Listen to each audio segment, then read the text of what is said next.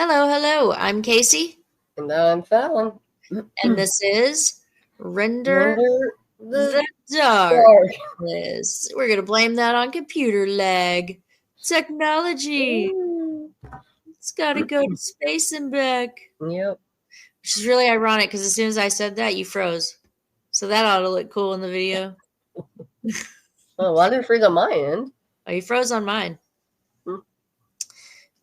Hello, anybody who is watching this. Hopefully, everybody that is watching this, which is hopefully a really large number. We are doing this a little different this time. We have very busy months coming up for the month of June and July. So we're going to try to do it the old school way as much as possible, like we've been doing it. But every now and then we may not be in the same place or able to record. So we're going to use this little technique so she can record where she is. I can record where I'm at. And you guys know how this kind of recording works, I'm sure. So anyways, that's what we're going with for our second case out of Georgia. Georgia. This is going to be the haunting of Lake Lanier. Ooh, I know that this is a really popular. Are your fingers, are they done? I was trying to move it back because it looked like really close. That's why I was like, I don't know, but the way that you moved it makes you look like you have a really tiny head and a giant shoulders. You look like Bob on Beetlejuice. right now? You have a little tiny head.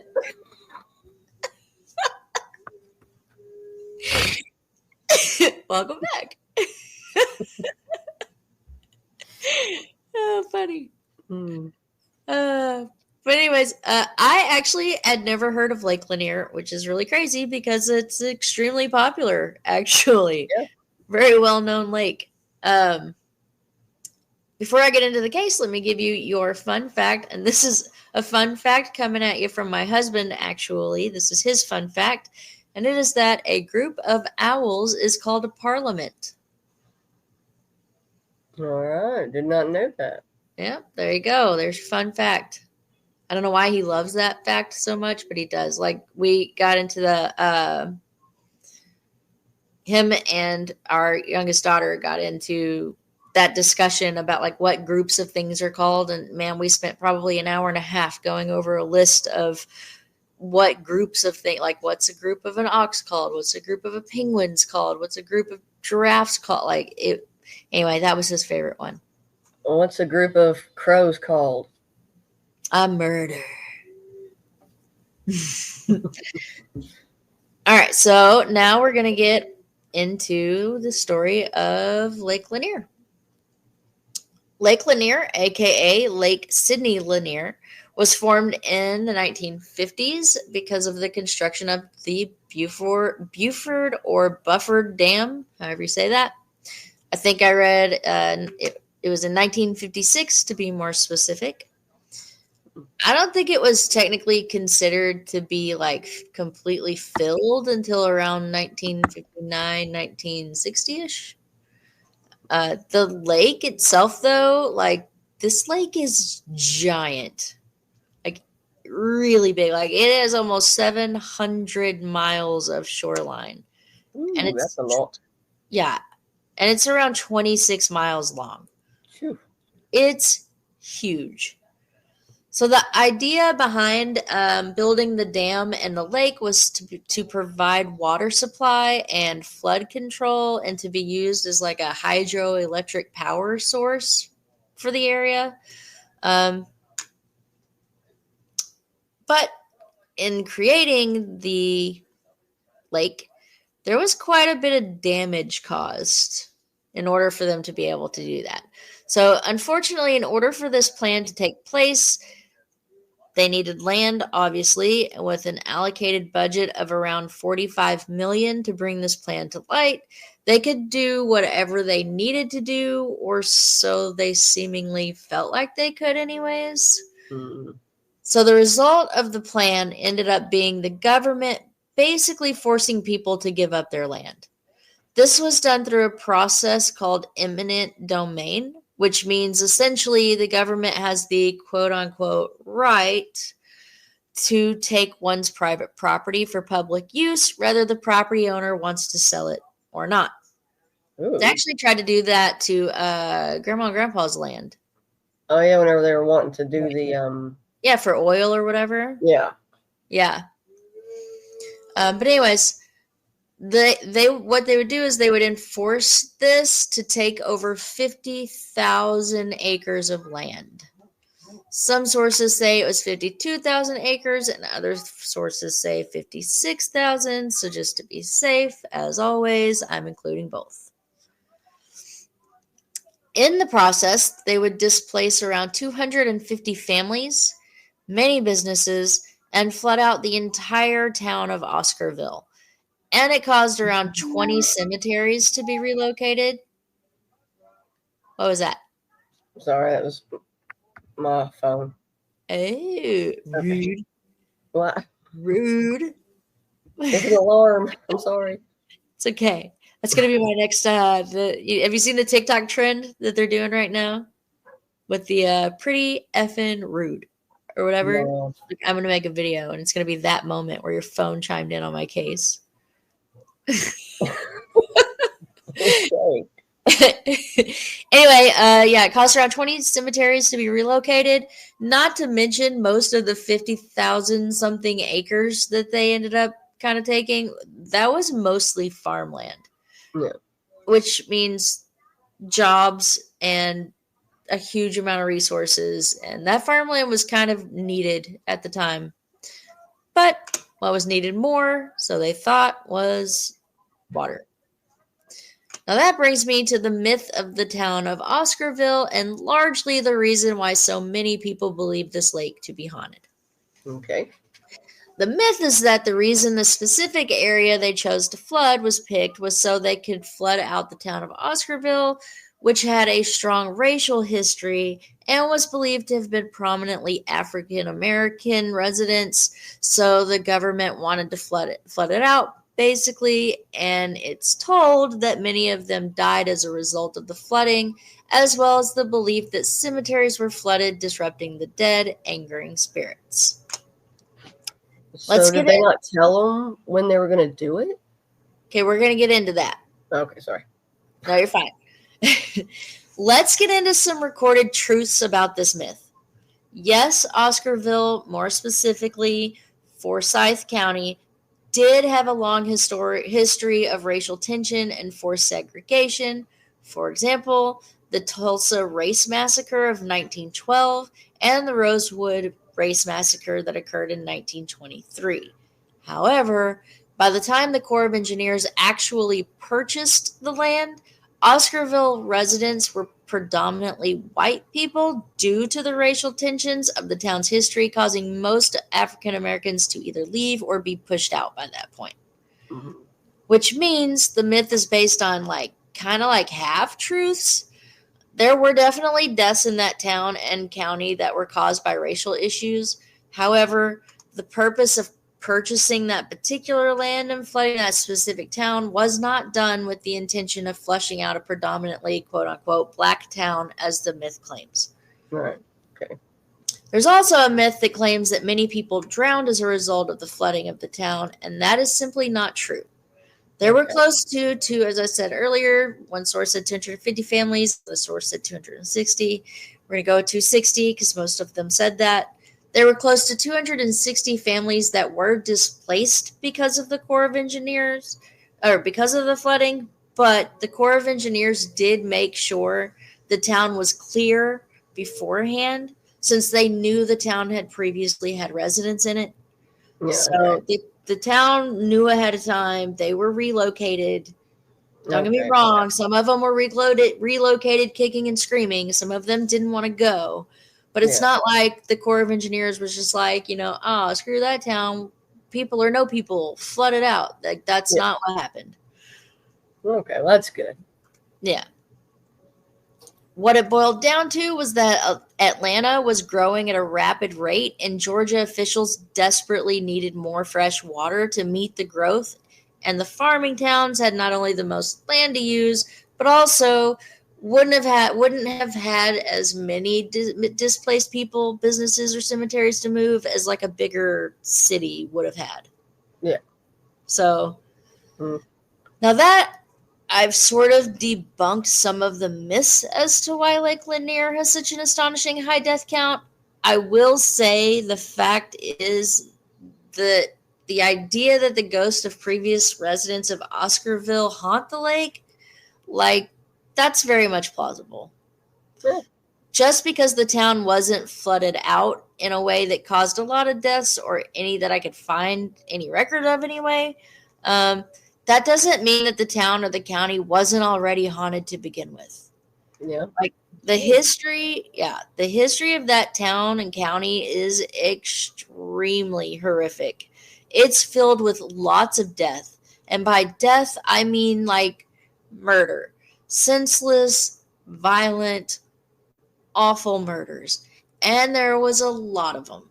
And I'll probably do a case on the history of the town at some point, just because it's pretty interesting and it should be known. It should be out there. And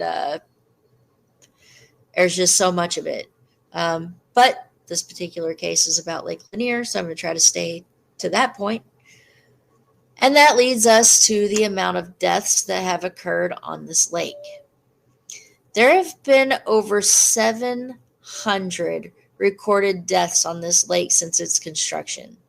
Almost 200 of those have been since just 1994. Wow. Yeah. Dang.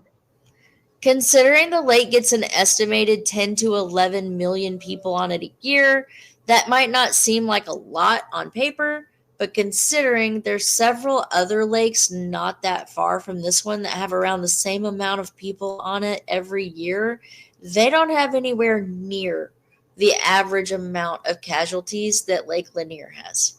Yeah. A bulk of these deaths are drownings. Another bulk of them result from boating accidents, but some are rather strange and often unexplainable. For example, cars just falling into the lake from the road without any rhyme or reason, or the fact that a lot of the drownings that take place involve people who are known to be avid swimmers, or they happen like unusually close to the shoreline. Huh. Yeah, it's pretty strange. Yeah, especially the car one. It's just like, just driving and just. Yeah, there's multiple cases of that happening. Like, there's one that I read. I didn't put it in here, but there's one that I read where there was like a school bus or something, or like a van, and it had like 11 people in it, and it just went off the side of the Lanier Bridge. They could never figure out what happened or why it went off the bridge, and I think I read like 9 of the 11 people died, or something like that, or maybe they all died. I don't remember how many of them died, but definitely there were casualties in it. And one important thing to know that I didn't mention earlier is that, yes, the Corps of Engineers was tasked with moving cemeteries and clearing land beforehand. However, that didn't exactly happen entirely. In fact, a lot of structures, buildings, houses, etc., they were never removed at all. It's So also there's like a little town in the bottom. Absolutely. It said that a lot of Oscarville is still there. Wow. Yeah. And it's also said that there's several unmarked graves and a couple of cemeteries that were flooded and never moved. On top of that, there's also quite a bit of debris just located underneath the water. For example, there's sunken vehicles, there's sunken boats, there's fishing wire, and all kinds of other stuff on top of, infrastructures of houses and businesses that were never moved. That's crazy. Yeah. Then there's the issue of visibility, which is almost zero. In fact, the water is so dark that eventually it was decided that it was so unsafe for rescue divers to attempt diving in it that they stopped allowing them to be sent in at all. Oh, wow. Yeah. I read that they replaced the divers with robots with cameras for in place of divers going down. Wow. Yeah. Huh. I'm sure that decision was based on the visibility issue, but I'm also sure that it was coupled with the multitude of debris located underneath the water, which tells you just how bad it is that they actually implemented that at all. Yeah. Like I that's definitely wouldn't be getting in there if I can't see. Mm-mm. well, and there's other like things that the divers have reported saying or experiencing underneath the water that also contributed, I think, to the ultimate decision to stop sending divers down there. Okay. However, if you ask around or read about it, the main belief about the causes of death on the lake is that it's haunted. There seems to be a toss up in the belief of who is haunting it. Some believe, as I mentioned earlier, that it's the ghosts of past residents. Others believe it's the spirits from the people who were residing in the cemetery and unmarked graves that were never moved. And others claim it to be the spirits of the people who are believed to have drowned in the lake but were never recovered. I could see all of that. It could be, Yeah. yeah, it could very well be a compilation of all of those things. Yeah. Absolutely. So let's get a little more specific about the ghosts thought to be haunting the lake. Okay. Let's talk about the ghost known as the Lady of the Lake. Mm. It's believed that the infamous spirit known as the Lady of the Lake belongs to a woman by the name of Delia Mae Parker. Delia Mae Parker Young, actually. The story goes that Delia was riding along with another woman by the name of Susie Roberts, and this was around 1958. It's stated that they were on their way to a local tavern called the Three Gables, and when they went over the Lanier Bridge, based on the track marks, it was determined that Susie must have lost control of the car and the two girls must have gone off the side of the bridge. Oh. A year after the crash, human remains had floated to the surface and were found by a fisherman. Oddly, the body, which belonged to a female, was missing several toes, and some sources said she was missing one hand. Other sources said she was missing both. Mm.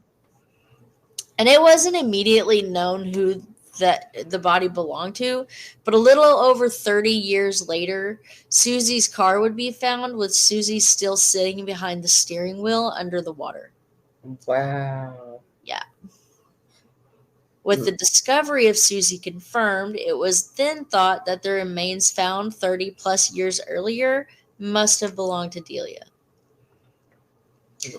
As for the ghost, many people have reported seeing a woman wearing a blue dress, like the one Delia was wearing the night of the wreck, walking back and forth on the Lanier Bridge.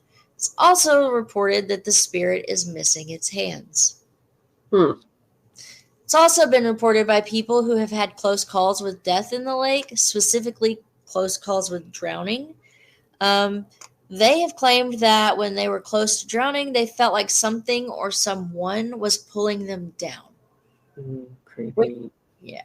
Which is where another version of the story of Delia comes into play. And in this version of the story, says that Delia pulls victims underwater when they get close to her crash location.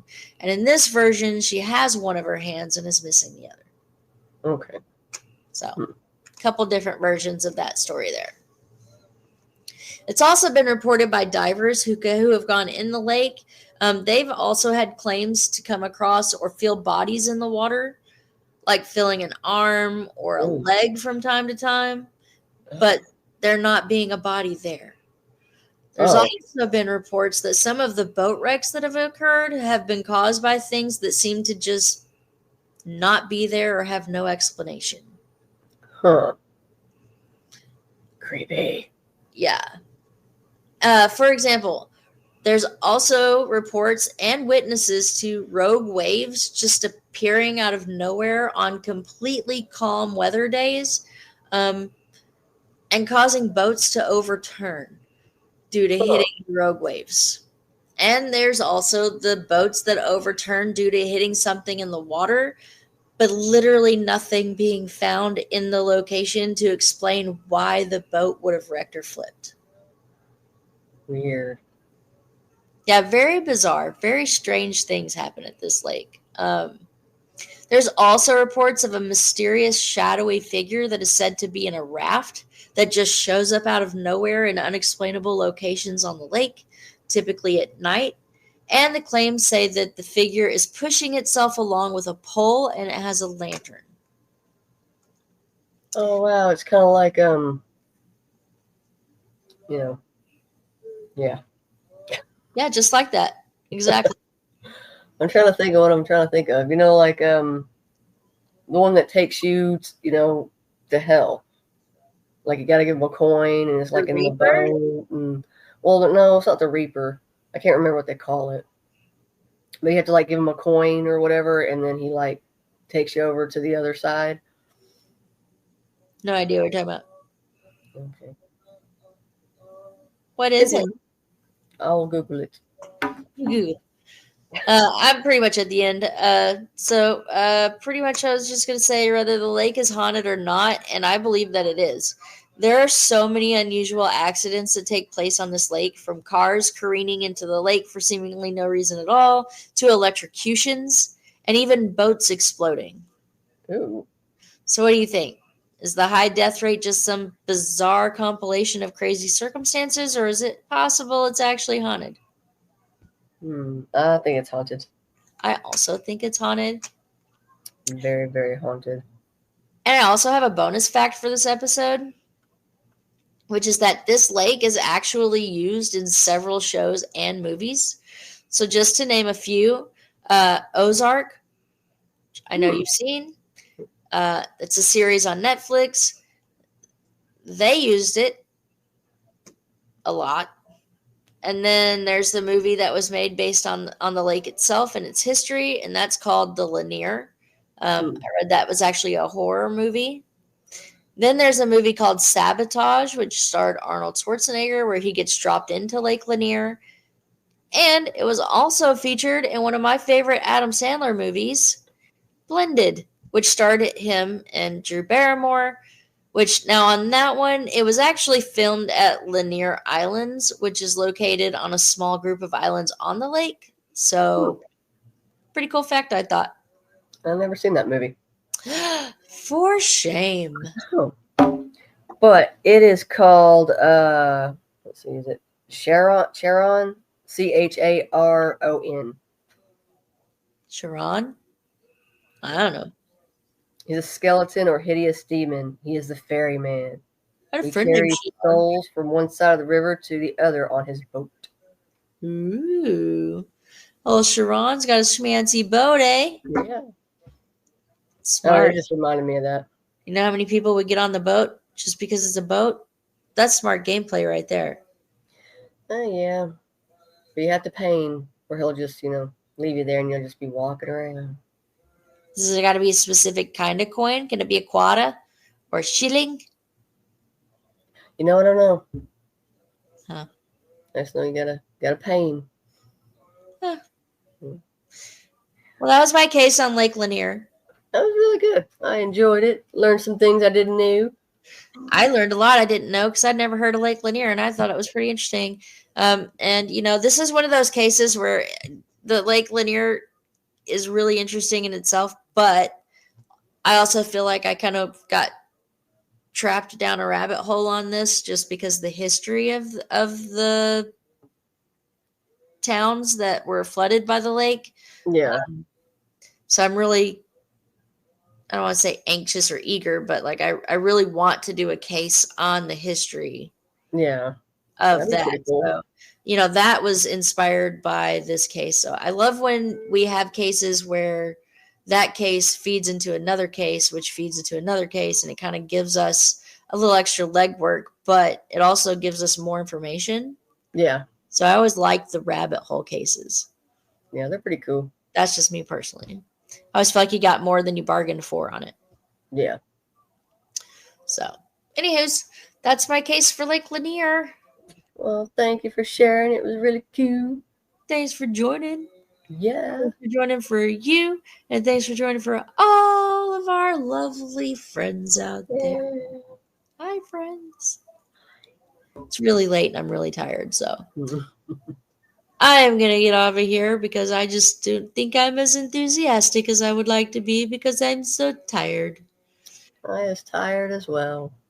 I'm I so. still need to eat and put the baby to bed. Oh, I already ate, but this is usually my fall asleep on the couch time. Oh. Yeah. Hmm. Anyways. All right. Well, thank you guys so much. We really appreciate it. And we hope you enjoyed the case. And if you did, please give us a like, a share, a follow, leave us a comment. Just wave and say howdy. We'd love to hear from you. Bye. Bye. And on that note, we're going to say bye. Bye. We are 1, 2, 3. Render The dark. dog. Terrible at this. You're fired. You suck. I'm trying to read your lips, and you're doing it like Why aren't that's you what I'm just seeing. me? Like what? Like and there's like a lag or something. I don't know. It's just yeah. I know, dude. You've been freezing up so much on my side. Wow, that's crazy. You have not frozen up at all, and I haven't frozen up on my side, so I don't know. I don't know, but you've frozen up on my side so many times. It's so funny though because like your talking doesn't break, your face just stops moving. Anyway, we can talk about this after we end the recording. All right. Bye. All right, bye guys.